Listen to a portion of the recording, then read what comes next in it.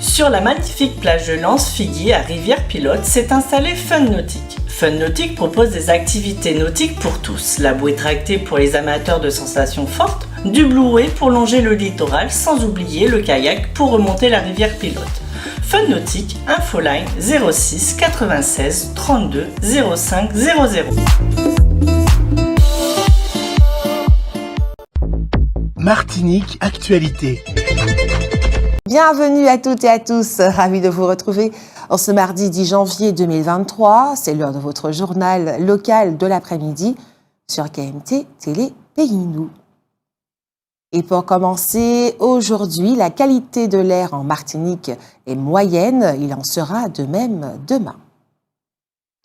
La cour d'assises de Martinique a condamné à 18 ans de prison le sexagénaire qui avait abusé sexuellement de sa fille et de ses 3 belles-filles mineures. Sa compagne, qui ne l'a pas dénoncé, a, elle, écopé d'1 année de prison. Sa peine sera aménageable.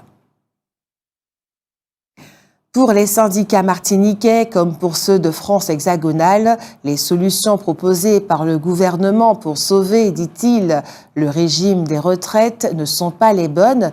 Ce qu'il faut, disent-ils, c'est donner du travail aux gens et mieux les payer pour qu'ils soient en mesure de cotiser de façon significative pour leur retraite. Rappelons que les laboratoires biologiques sont toujours en grève. Cela devrait durer jusqu'au 14 janvier inclus. Un local abritant des pompes funèbres a brûlé en plein après-midi vers 16h30 hier au Lamentin sans raison apparente. Les propriétaires ont décidé de porter plainte contre l'EDF parce que, selon eux, la cause de l'incendie, c'est le rétablissement trop brutal du courant après une panne survenue sur le réseau. On l'a appris hier, lundi, Philippe Pori, le violoniste du groupe Malavoie, également professeur de violon, est décédé à l'âge de 71 ans. Il a beaucoup œuvré au sein de cet orchestre aux côtés de Christian Denegri et de Jean-Paul Sohim notamment. Il ne souffrait apparemment d'aucune maladie. Il a été retrouvé mort chez lui. Les 72 gendarmes mobiles venus en renfort en Martinique vont voir leur séjour prolongé jusqu'au mois de mai. Ils partiront avec la satisfaction d'avoir obtenu des résultats très satisfaisants dans leur mission de chasse aux délinquants de toutes sortes. Des sondages géotechniques sont entrepris à compter d'aujourd'hui, mardi 10 janvier, et pour une période d'1 semaine aux Trois-Îlets, sur la route départementale numéro 7, quartier Morne-Habitué, et au Saint-Esprit, sur la route départementale numéro 5, au quartier La Boissière. La circulation sera donc perturbée 2 jours avec la mise en place d'un alternat par feu tricolore sur la voie aval. C'est aujourd'hui à 11h qu'a commencé sur les cours de la SPTT à la Pointe des Grives le tournoi WTA ITF Women de tennis qui va donc voir 32 jeunes femmes venues d'un peu partout s'affronter. Une seule Antillaise a participé à ce tournoi. Elle s'appelle Néanda Tomias. Elle est guadeloupéenne et elle a 17 ans. Elle est actuellement aux portes du tennis professionnel.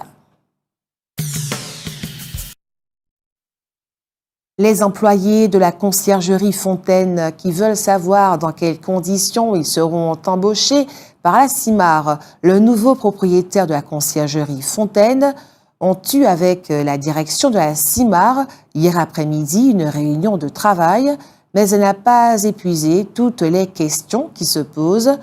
Une autre réunion est prévue demain mercredi dans l'après-midi. Les gardiens du centre pénitentiaire de Ducos ne sont pas contents. Pour eux, le suicide qui s'est produit il y a quelques jours dans une cellule est la goutte d'eau qui fait déborder le vase. L'homme incarcéré pour avoir tué sa mère souffrait, de toute évidence, d'un problème psychique grave. Il aurait donc dû être en soins au centre hospitalier dans un service hautement sécurisé, un service que les agents pénitentiaires réclament depuis longtemps. Comme nous vous l'avons annoncé hier, les représentants des 240 boulangers qui exercent en Martinique ont rencontré le président de la Chambre de métier pour lui faire part de leurs difficultés. Le principal problème qui se pose à eux, plus encore que l'augmentation du prix de l'énergie, c'est l'augmentation du prix de leurs matières premières, depuis le beurre jusqu'à la farine, les frais d'approche, des augmentations de 30, parfois 40%. Ils savent que le produit qu'ils vendent est un produit de première nécessité, notamment pour les couches humbles de la population. Il est donc difficile d'en augmenter le prix. Quelle que soit la réussite dont on peut se prévaloir, personne n'est à l'abri des coups du destin. Pour Firmin Richard, la célèbre, sympathique et talentueuse comédienne, c'est par son fils que la douleur est arrivée. Ce dernier, âgé de 40 ans, a tué un homme en avril 2021 à coups de couteau à l'occasion d'une altercation. Il sera probablement jugé en 2024. Firmin Richard s'attend à une condamnation sévère, mais elle affirme qu'elle assumera son rôle de mère jusqu'au bout, pour peu que Dieu lui donne vie. On se souvient que début 2020, pendant le confinement, la situation était devenue intenable dans les prisons françaises, qui font partie des plus surpeuplées d'Europe.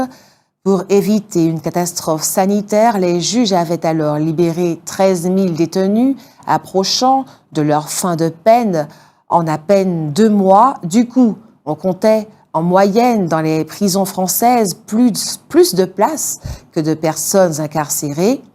Depuis, la population carcérale a retrouvé, voire dépassé les niveaux d'avant-crise sanitaire. Rappelons qu'un programme de construction de 15 000 nouvelles places de prison d'ici 2027 est en cours de réalisation. Et en Martinique, que va-t-il se passer ?